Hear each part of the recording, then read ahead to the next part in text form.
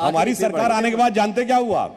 अरे नवाज शरीफ की कहानी आपको याद आ रही है कि वहां पे गए, उसके बाद क्या हुआ? ये सारा सर्जिकल स्ट्राइक और बालाकोट उसके बाद हुआ।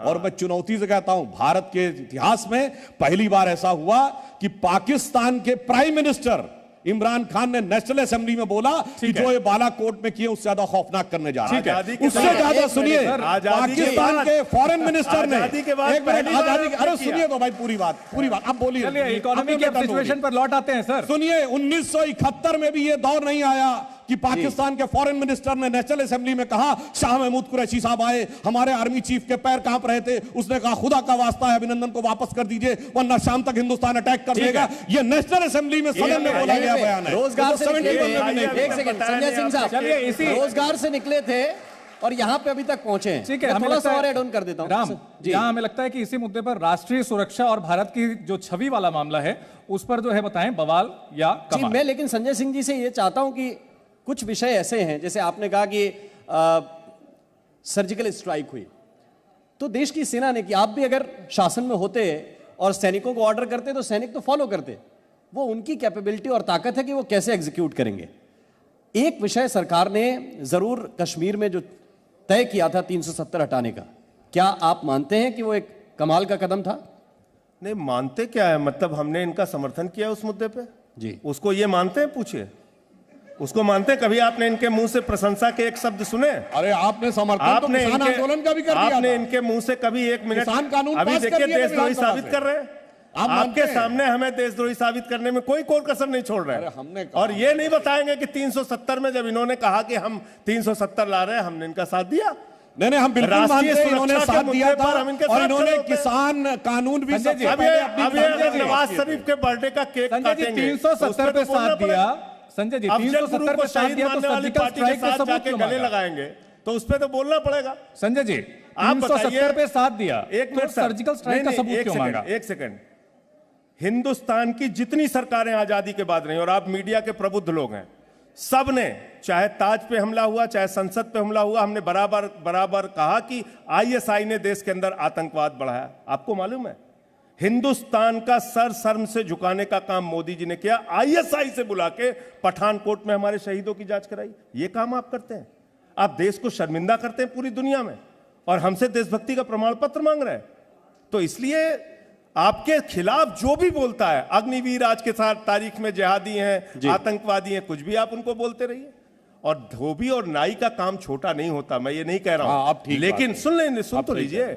लेकिन हमारे सेना में 4 साल तक अपने शौर्य और पराक्रम का परिचय देने वालों के बारे में अगर आपके किशन रेड्डी मंत्री की यह धारणा है कि उनको हम धोबी बनाएंगे, ड्राइवर बनाएंगे और बीजेपी के दफ्तर के बाहर गार्ड बनाएंगे, इस पे मुझे आपत्ति है।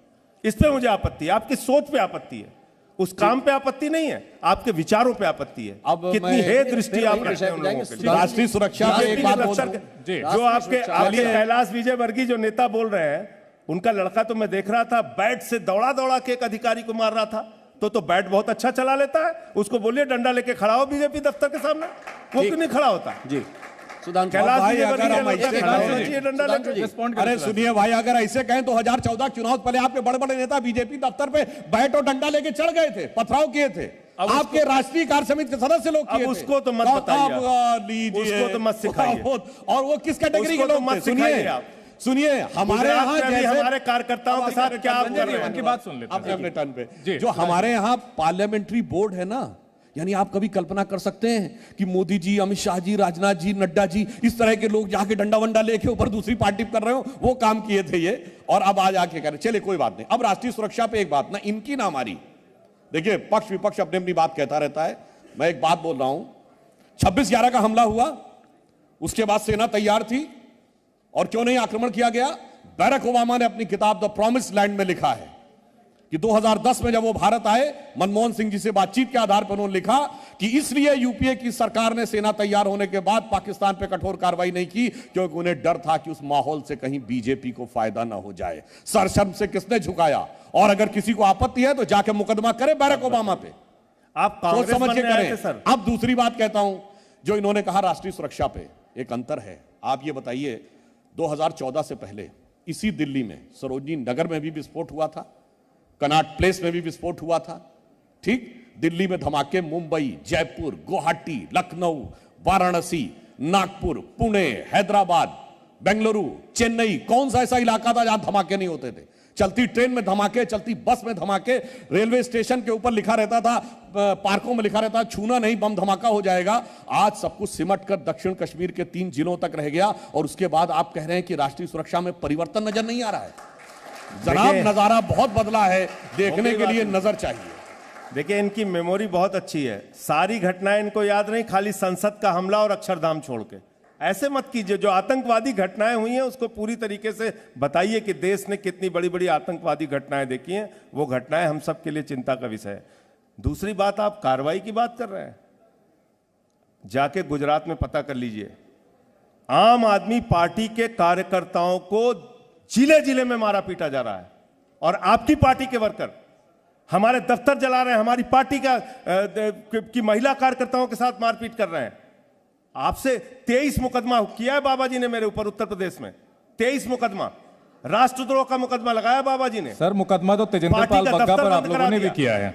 हमारी पार्टी का दफ्तर ही बंद करा दिया लखनऊ में। आप कैसे काम करते हैं ये पूरा देश देख रहा है, इसलिए ये मत बताइए कि कितनी अहिंसा के रास्ते पे आप लोग चलते हैं और कितने शालीनता के रास्ते पे चलते हैं। तो वही अजय, ये देखिए, मैं सुन तो लीजिए, आप बोल रहे थे, मैं चुप था। खत्म हो जाए तब मैं तो सिर्फ आपसे इतना कह रहा हूं कि राष्ट्रीय सुरक्षा के मुद्दे पे जब आप बात करते हैं तो आप याद रखिए इस बात को कि आपने इस देश में उस एजेंसी को पहली बार शहीदों की जांच करने के लिए पठानकोट में बुलाया, जिसने एक नहीं अनेकों आतंकवादी घटनाओं को जन्म दिया।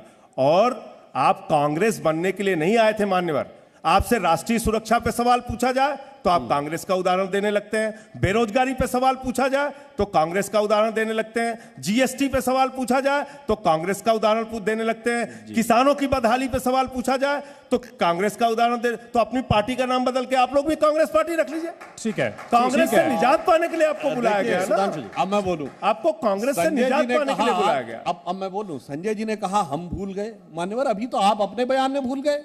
मैंने राष्ट्रीय सुरक्षा सबसे पहले तो बोला बयान केजरीवाल जी का था सर्जिकल स्ट्राइक पे, अपने बयान का तो जवाब नहीं दिया। कांग्रेस तो बाद में आई, पहले बयान तो आपने दिया ना।